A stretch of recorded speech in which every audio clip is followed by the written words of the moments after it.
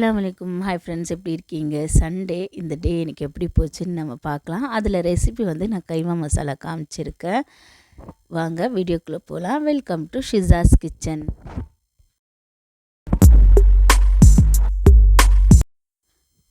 Tea போடுறதுக்காக நான் வந்திருந்தேன். ஃபஸ்ட்டே நான் காலையில் வந்து ஸ்டவ்வெல்லாம் தொடச்சி வச்சுருந்தேன்.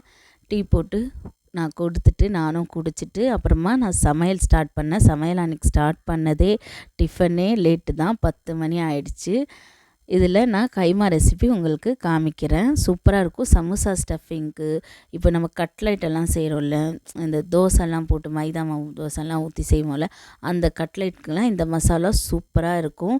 கண்டிப்பாக நீங்கள் ஒரு முறை ட்ரை பண்ணுங்கள் ஃப்ரெண்ட்ஸ். நான் குக்கர் எடுத்திருக்கேன். அதில் ஒரு 3 டேபிள் ஸ்பூன் ஆயில் ஆட் பண்ணிவிட்டு 4 பெரிய வெங்காயம் சின்ன சின்னதாக கட் பண்ணி வச்சுருக்கேன். மெலிசாக கட் பண்ணாதீங்க, சின்னதாக இருந்தாலும் கொஞ்சம் தடிப்பாக இருக்கட்டும். அப்போ தான் இந்த ரெசிபிக்கு கரெக்டாக இருக்கும். வெங்காயம் வந்து நல்லா வதங்கட்டும். நான் சண்டேன்னு தான் பேர். அன்றைக்கி காலையில் எழுந்திரிச்சா எல்லாமே லேட்டாக தான் முடிஞ்சது. ஷார்ட்ஸ் பார்த்தவங்களுக்கு தெரிஞ்சிருக்கும். இப்போ வெங்காயம் வதங்கிடுச்சு, நல்லா வதங்கட்டும். கொஞ்சம் நேரம் ஆகும்.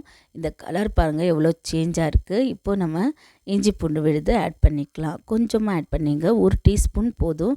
நான் வந்து கைமா வந்து எடுத்துருக்கிறது ஒரு 400 கிராம் இருக்கும்.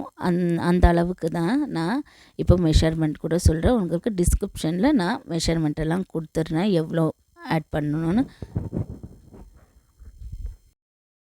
பூண்டு விழுது ஆட் பண்ணதே கொஞ்சம் நேரம் வதங்கட்டும். ஒரு 2-3 நிமிஷம் நல்லா வதங்கினேன்.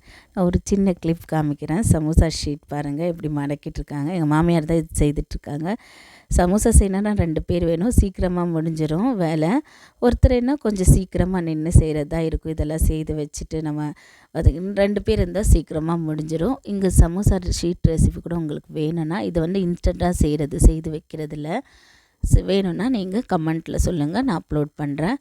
இப்போது வெங்காயம் நல்லா வதங்கிச்சு. இஞ்சி பூண்டெல்லாம் ஆட் பண்ணிவிட்டு உப்பு கொஞ்சம் ஆட் பண்ணிவிட்டு கொத்தமல்லி ஆட் பண்ணிக்கோங்க. நான் எப்போவுமே இந்த பீஃபு சிக்கன் எல்லாம் ஆட் பண்ணுறது எந்த ஒரு பொருளுக்கும் நான் வெங்காயத்தோட கொத்தமல்லி ஆட் பண்ணுவேன். அந்த ஸ்மெல் வந்து சூப்பராக இருக்கும். இப்போது மசாலா ஆட் பண்ணிக்கலாம். தனியாத்தூள் 2 டீஸ்பூன், கரம் மசாலா 1/2 டீஸ்பூன், மிளகாய்த்தூள் வந்து நான் 2.5 டீஸ்பூன் ஆட் பண்ணியிருக்கேன். காரத்துக்கு தகுந்த மாதிரி நீங்கள் ஆட் பண்ணிக்கோங்க. ஏன்னா இது பச்சை மிளகாலாம் நான் ஆட் பண்ணலை. நல்லா மிக்ஸ் பண்ணிக்கோங்க. கீமா வந்து நான் 400 கிராம் எடுத்திருக்கேன். நல்லா கட் பண்ணி எடுத்துகிட்டு இருந்தேன். கொத்துக்கறியாக கடையில் கேட்டாலே கொடுப்பாங்களே, கொஞ்சம் தடிப்புனா குண்டு குண்டாக கட் பண்ணி கொடுத்தா நல்லாயிருக்கும். நல்லா இதுவும் மிக்ஸ் பண்ணிக்கோங்க. மசாலாஸ் எல்லாம் ஆட் பண்ணிவிட்டு கைமாவும் ஆட் பண்ணி நல்லா மிக்ஸ் பண்ணிக்கோங்க. இந்த ஆயிலே கொஞ்சம் நேரம் நல்லா வதங்கட்டும். அதே மாதிரி டிப்ஸு நான் சொல்கிறேன் பாருங்கள். ஆயில் வந்து ஸ்டஃபிங் செய்கிற பொருளில் ஆயில் நிறைய இருக்கக்கூடாது. சாப்பிடும்போது அது வந்து ஒரு மாதிரி தகட்டுற மாதிரி ஆகிடும். ஆயில் கம்மியாகவே யூஸ் பண்ணிக்கோங்க.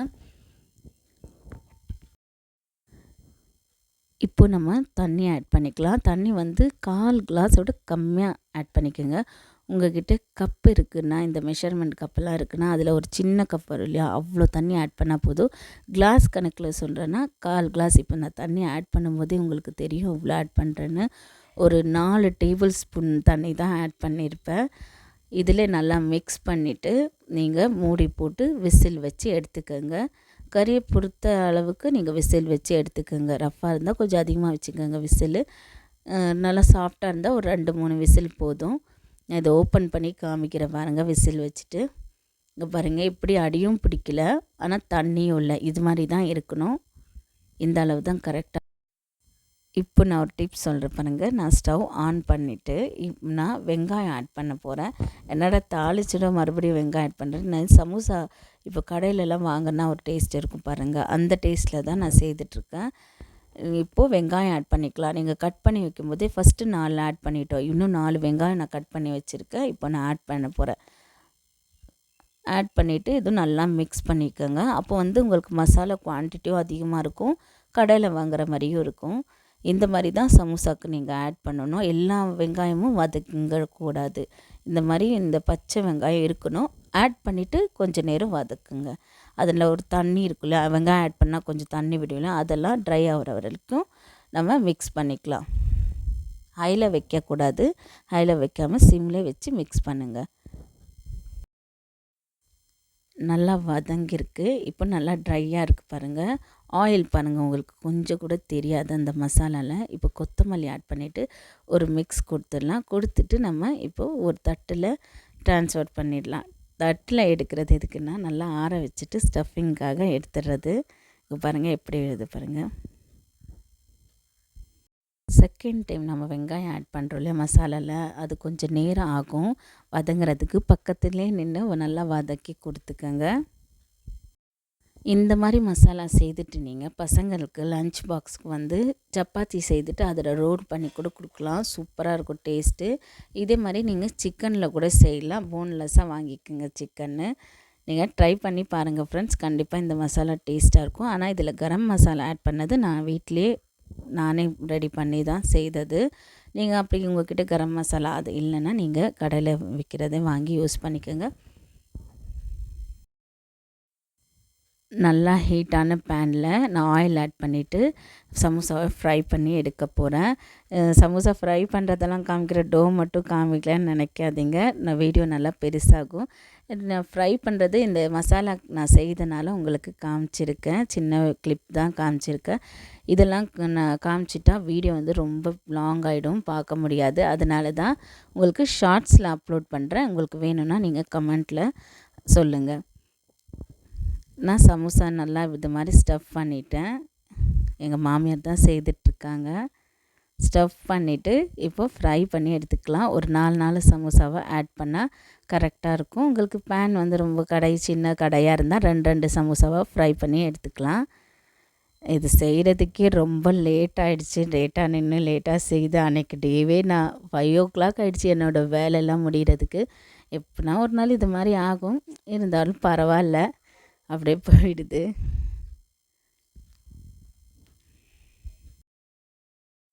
சமோசா செய்தனால அன்றைக்கெல்லாம் லேட் ஆகாது எனக்கு. அன்றைக்கி வந்து நான் சீக்கிரமாக நின்று இருக்கணும் செய்கிறதுக்கு. அதுவும் இல்லாமல் சாட்டர்டே நைட்டு கேஸும் காலி, அதெல்லாம் ரெடி பண்ணி செய்கிறதுக்கு லேட் ஆச்சு. அதுவும் ப்ரிப்ரேஷன் இருக்கணும். ஃபஸ்ட்டே நைட்டே நம்ம சமோசா செய்கிறோன்னு சொல்லி முடிவு பண்ணி வச்சுருக்கணும்.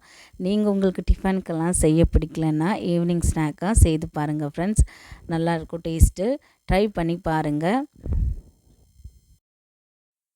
பசங்களுக்கு ஹஸ்பண்ட்க்கெலாம் ஒரே ஜாலி. ஏன்னா அவங்களோட ஃபேவரெட்டு சுட சுட சுட்டு கொடுத்தா சாப்பிட்டுட்டு இருந்தாங்க.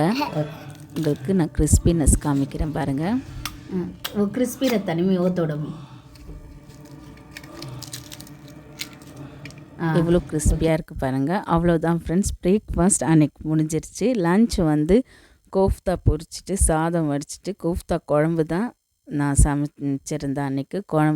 குழம்பு ரெசிபி உங்களுக்கு வேணும்னா ஷார்ட்ஸில் அப்லோட் பண்ணவா வீடியோவில் அப்லோட் பண்ணவான்னு நீங்கள் கமெண்ட்டில் சொல்லுங்கள். கண்டிப்பாக அப்லோட் பண்ணிடுறேன். இதே மாதிரி தான் சண்டேலாம் எனக்கு போச்சு. இதெல்லாம் செய்துட்டு ஸ்டவ்வெல்லாம் நான் க்ளீன் பண்ணி எல்லாம் எடுத்து வச்சுட்டு நைட் நம்ம 7 o'clock ஆகிடுச்சு டீ குடிக்கிறதுக்கு. இது மாதிரி தான் ஆச்சு. அன்றைக்கி வேலையெல்லாம் முடிஞ்சிருச்சுன்னு இருந்தேன். சரி போய் உட்காரலாம், பசங்களுக்கு எக்ஸாமுக்கு எடுக்கலான்னா என் 2வது பையன் ஒரு சம்பவம் பண்ணிட்டான். இப்போ தான் அவனுக்கு செகண்ட் டேர்ம் எக்ஸாமே எழுத முடியல. விழுந்து அடிபட்டு 2 ஸ்டிச் போட்டு வந்து தலையெல்லாம் இப்போ மறுபடியும் போய் விழுந்து இங்கே வீட்டுக்குள்ளே அடிபட்டுடுச்சு. அதனால இன்னும் கொஞ்சம் சேட் ஆகிடுச்சு. எனக்கு என்ன பண்ணுறதுனே தெரியல. அது மாதிரி இருந்துச்சு. துவா செய்யுங்க ஃப்ரெண்ட்ஸ், அவனுக்கு சீக்கிரமாக நல்லா ஆயிடணுன்னு. லைக் பண்ணுங்கள், சப்ஸ்கிரைப் பண்ணுங்கள். அஸ்ஸலாமு அலைக்கும்.